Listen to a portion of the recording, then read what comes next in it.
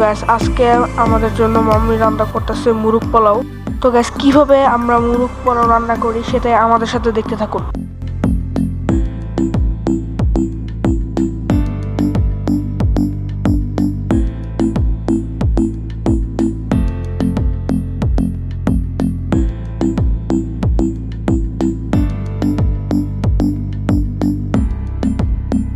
তো গ্যাস মোরগ পোলাওর জন্য আমরা এখানে মুরগি ভাজতে দিয়ে দিয়েছি।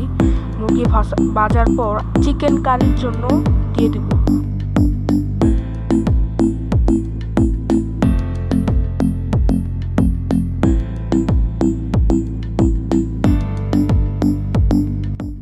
তো গ্যাস ফাইনালি আমাদের মুরগ পোলাও হয়ে গেছে।